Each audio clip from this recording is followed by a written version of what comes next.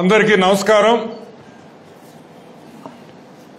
ఈరోజు పొద్దున్నే మన హాఫ్ టికెట్ మన ముఖ్యమంత్రి జగన్మోహన్ రెడ్డి తిరిగి తాడేపల్లి చేరడం ఈరోజు చాలా ఆనందంగా ఉంది। ఎందుకంటే ఆయన దావలో తప్పిపోవడం, మేమంతా ఫ్లైట్ ఎక్కడుందో తెలియక ఎంతో మంది టెన్షన్ పడి, వైసీపీ కార్యకర్తలైతే ఏమి మేము కూడా భయపడ్డాం। ఏమైనా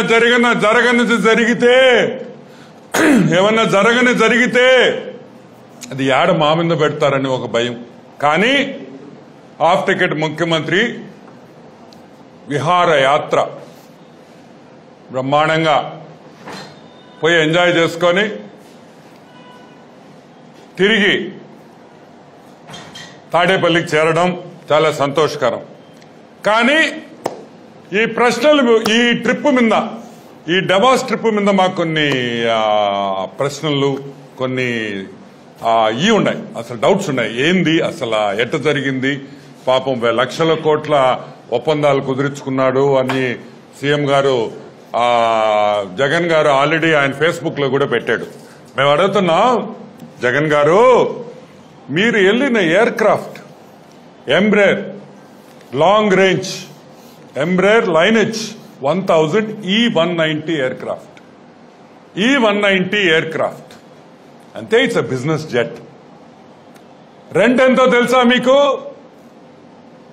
పెద్ద ఎక్కువ కాదు, గంటకి 12,75,000 రూపాయలు ఆ విమానము ఒక గంటకి ఛార్జ్। సరే, విమానంలో పోయాడు, పనిలే, అంత ఫ్యామిలీ ఫ్రెండ్స్ అందరు కలిసిపోయారు కదా, ఏదో ఎంజాయ్మెంట్ పోయారు। ఇస్తాన్బుల్ దాకా వెళ్ళారయ్యా। ఎడదాకా? టర్కీ ఇస్తాన్బుల్ ఎయిర్పోర్ట్ లో ల్యాండ్ అయ్యారు। విపరీతమైన క్యూ అంటాడ, డీజిల్ బంక్ కాడ ఎయిర్పోర్ట్ లో అన్ని 3 గంటలు పట్టిందంట। ముఖ్యమంత్రి పోయిన ఎయిర్ క్రాఫ్ట్ కి డీజిల్ పట్టించేదానికి డీజిల్ బంక్ లో 3 గంటలు పట్టిందంట। ఓరడమ్మ బడవ, ఇదేమి ఇస్తాన్బుల్ ఎయిర్పోర్టు, ఆ పెట్రోల్ పంప్ లో అదేంది క్యూ, అంతసేపు ఏంది రీఫ్యూలింగ్ అని। సరే, ఆడి నుంచి ఏమైంది? ఆడి నుంచి ఎక్కడే పోవాలా? మన హాఫ్ టికెట్ ముఖ్యమంత్రి జ్యూరిక్ పోవాలా। ఎందుకు పోవాలా జ్యూరిక్ కి? ఆ జ్యూరిక్ కి డవాస్ కి చాలా దగ్గర కాబట్టి జ్యూరిక్ నుంచి డవాస్ కు పోవాలి అతను, అంతే కదా। అంటే ఎవరు చెప్పారు ఇది? మా సాక్షి పేపరు చెప్పిన విషయం, నేను చెప్పింది కాదు। జగనన్న ఈడ లేచాడు, జ్యూరిక్ లో దిగతాడు అన్నాడు। సరే, టర్కీలో విమానం బయలుదేరింది, తప్పిపోయింది ఎయిర్ క్రాఫ్ట్। ఎక్కడికి తప్పిపోయింది? జ్యూరిక్ లో ల్యాండ్ కావాల్సిన ఎయిర్పోర్టు దారి తప్పి లూటన్ ఎయిర్పోర్ట్, అంటే లండన్ నుంచి ఒక 1 అవర్, ఒక 1.5 గంట జర్నీలో ఉండే ఒక ప్రైవేట్ ఎయిర్ క్రాఫ్ట్లు ల్యాండ్ చేసే ఎయిర్పోర్టు లూటన్ ఎయిర్పోర్ట్ అంటాం। ఆ లూటన్ ఎయిర్పోర్ట్ లో జగన్మోహన్ రెడ్డి ఫ్లైట్ దిగింది। ఆయన జగన్ రెడ్డి, గూగుల్ మ్యాప్స్ ఉందా లేదా? నీకా ఉందా లేదా? ఇప్పుడు ఇస్తాన్బుల్లో టర్కీలో ఎగిరేవు, ఆ గూగుల్ మ్యాప్స్ పెట్టుకుంటే రూట్ చూపిస్తుండే జ్యూరిక్ కి, ఎట్ట తప్పిపోతారా విమానంలో మీరా? లేరే గూగుల్ మ్యాప్స్ పనిచేయలేదు అనుకో, ఏడవ దగ్గర ఆగి దారి అడగకూడదా? ఒరే మేము జ్యూరిక్ పోవాలరా, డవాస్ కి ఎట్టు పోవాలంటే చూపిరు దారే। లూటన్ ఎయిర్పోర్ట్ లో పోయి దిగావు, లూటన్ ఎయిర్పోర్ట్ లో దిగి ఏం చేసావు? సరే, దారి తప్పావు, పాపం తెలియక వెళ్ళిపోయారు। ఆమె అవతల ఆడ ఒక రాత్రి అంతా ఆడే పనుకున్నావు। సరే, పొద్దున బయలుదేరి వచ్చావు। అసలు లూటన్ ఎయిర్పోర్ట్కి నువ్వు ఎందుకు పోయావు? నీకు ఏం పని ఉండింది లూటన్ ఎయిర్పోర్ట్ లో?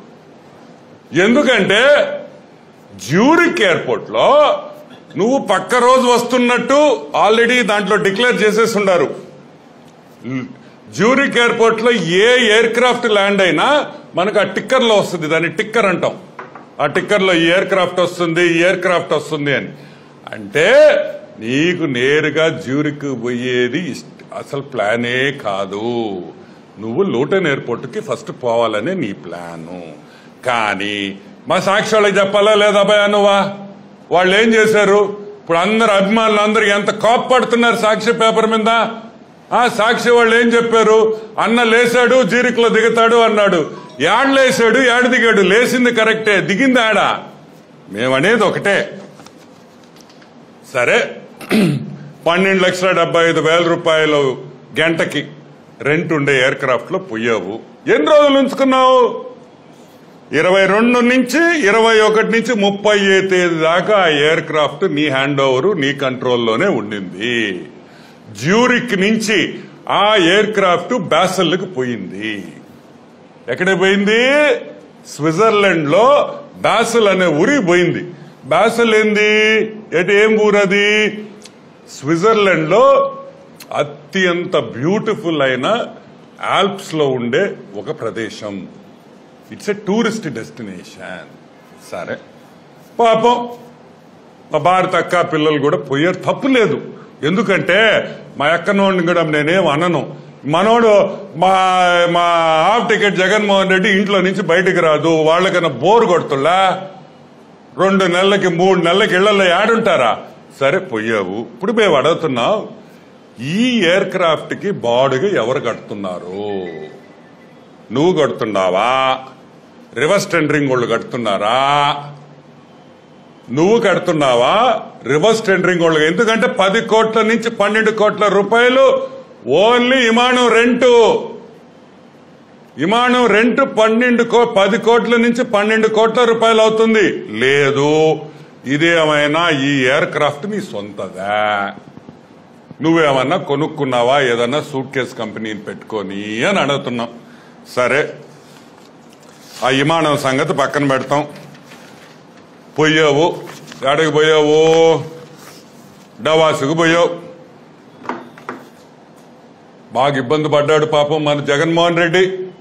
వాళ్ళు చెప్పేది ఈయనకి అర్థం కాదు, ఈయన చెప్పేది వాళ్ళకి అర్థం కాదు. అంటే సరే ఎట్టో చెప్పాడు ఆ 2-3 మొక్కలు. అక్కడ చేసిన ఒప్పందం ఎవరితో? గ్రీన్కో ప్రాజెక్ట్స్ తో. గ్రీన్కో ప్రాజెక్ట్స్ ఎవరు? మన విజయవాడ వాళ్ళు శ్రీనివాసు. మన విజయవాడ వాళ్ళని డవాస్కి తీసుకుపోయావు. సరే అసలు గ్రీన్కో ప్రాజెక్ట్స్ ఎవరబ్బాయా ఒప్పందం చేసుకుంది? ఫస్ట్ 3 phases లో చంద్రబాబు నాయుడు గారు ఒప్పందం చేసుకొని 2019లో మా ప్రభుత్వంలో కర్నూలులో ఫస్ట్ సోలార్ ప్లాంట్ పెట్టింది ఎవరు? ఈ కంపెనీ వాళ్ళు కాదా? గ్రీన్కో వాళ్ళు కాదా? ఏం చేశారు తమరు రాగానే జగన్ ట్యాక్స్ వేసావు వాళ్ళ మీద, వేసావా లేదా? పీపీఏ క్యాన్సిల్ చేసేసావు, డబ్బు లేకుండా ఆపేశావు. ఆపేవా లేదా? వాళ్ళు హైకోర్టుకు వెళ్లేరా లేదా? సుప్రీంకోర్టుకు వెళ్లేరా లేదా? సుప్రీంకోర్టు నీకు మొటికాయలు వేస్తే నువ్వు పేమెంట్ ఇచ్చేవా లేదా? మరి ఏ సంస్థ చంద్రబాబు నాయుడు గారు ముఖ్యమంత్రిగా ఉన్నప్పుడు ఒప్పందం కుదిరించుకున్న కంపెనీని మళ్ళీ నువ్వు ఒప్పందమా? ఈ పాసుగాల ఈ పెళ్లి మళ్ళీ ఏంద్ర? ఎన్నిసార్లు రా ఒక్కొక్క ప్రాజెక్టుకి పెళ్లిళ్ళు చేస్తారు మీరు?